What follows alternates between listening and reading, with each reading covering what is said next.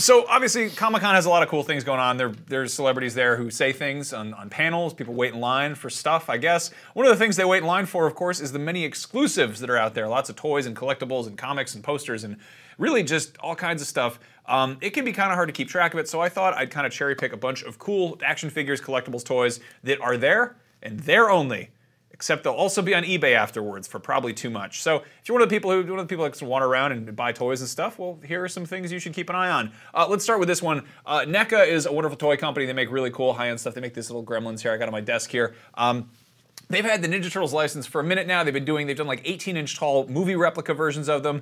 Last year, I think they did a collection of Ninja Turtle action figures based on the old Konami arcade game. But these guys right here are based on just the cartoons, and I love it. They've got, you can see they got Krang, and they've got, one thing I really love is they include like the kind of the B-list accessories. Like Shredder's got that laser gun he uses sometimes.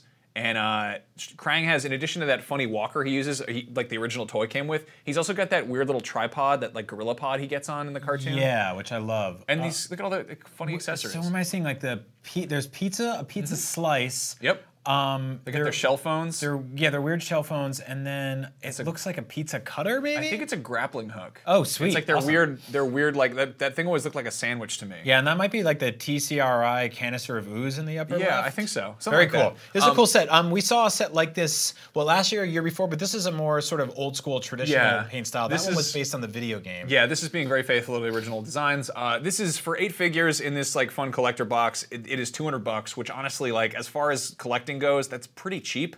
And these are like fun toys. I mean, you could probably let your little brother come in and mess them up or whatever. If that's a little bit out of your budget, well, there's also this to check out. Hot Wheels has been doing increasingly weird like superhero car mashups. And this year they're doing the Spider-Mobile, which you may know if you read weird old 70s Spider-Man comics. And then there's also I think it's the Dead Buggy. And it's literally just a repaint, but they're kind of unabashed about that because on the packaging they just slapped a Deadpool sticker over Spider-Man. Was it a repaint in? Oh, that's really clever. Was it a repaint in the comics? What do you mean? Like, I mean, did they basically just like rip off the design when they went with the Deadpool car, or are they just making something new? I don't actually know if the Deadpool car is in comics yet. If it is, it's totally an homage to the old Spider-Mobile because you're like, here's a guy who can like spin webs and climb walls. Let's give him a car. Yeah, sure, why not? Anyway, those are $15 a pop at Mattel's booth. Mezco has been doing some really cool figures lately. They've been doing 1/12 scale figures, which are about like 6 or 7 inches tall, and they have like real like cloth costumes, and they're all articulated, and they got lots of accessories. They're doing an exclusive Deadpool, which is wearing his X-Men outfit. And if you're like Deadpool was not in the X-Men, well, obviously you never read Cable and Deadpool, where Deadpool tries to join the X-Men, and they don't want him there because he's annoying. But this is kind of his alternate color scheme, so they kind of did like a fun exclusive. That's the sort of kind of like just nerdy fan service thing they tend to do at Comic-Con exclusives. Oh, so it's got a little X-Men logo display stand too. Yeah, that's really and he's cool. like, the whole thing is when he puts this on, he's all like, "I'm a mutant, guys. Isn't it terrible to be like the mutants are all downtrodden?" They're like, "Dude, you're not a mutant. You're just like this horribly scarred Canadian man." But that's $80 from Mezco's booth. In the kind of more mainstream Marvel action figure spectrum, there is, oop, I totally got these out of order.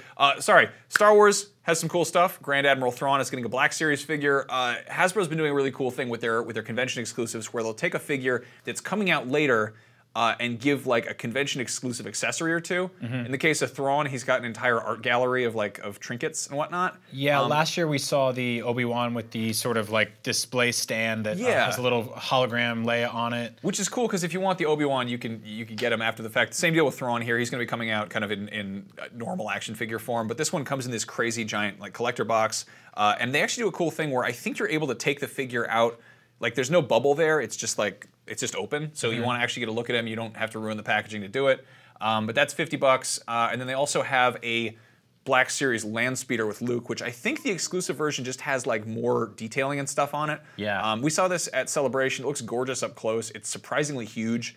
And that is $90 and comes with all the perfect bucket hat for More importantly, it looks like Luke has a new head sculpt there, which is different than the one I have, which is not a good looking figure in that scale. But cool. These are also press shots, so they could be touched up a bit. We'll see. I mean, they changed Leia's face, remember? Yeah, they did. So hope for the best. And it comes with that hat that the neighbor from Home Improvement wears. Yeah. Hi ho, neighbor. Now anyway, on the Marvel subject, Hasbro also has a 12-inch Marvel Legends Daredevil figure, which comes with alternate kind of Matt Murdock head and a bunch of bandaged arms with like blood and stuff on them, which is kind of like, this is clearly kind of aiming at people who are like, hey, I like the Netflix show, like I like the gritty side of things, and they're like, all right, here's a bloody toy, which they probably wouldn't be selling on Toys R Us shelves. So exclusives are fun for stuff like that. That is $60, and it's at Hasbro's booth. So I really dig that figure.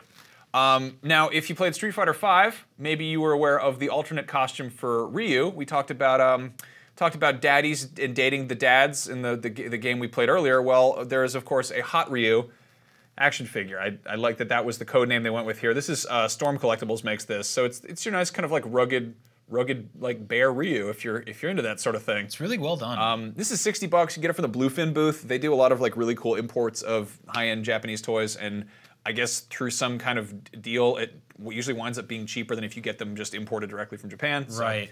That's cool. They also have a PlayArts Kai Goku in like Kaioken coloring, so I think he's like kind of a shiny pink. Oh, dude, that rules. He's just, and it's got like that cool he's got the energy blast base going on. So that's good stuff. That is $65, also at the Bluefin booth. I like the base on this one a lot, because usually they have those sort of coming out of their hands, and they're not as convincing, but that looks awesome right there. Yeah, and this is cool. Like you can, I mean, I love those. They make like crater play sets you can just shove injured toys into.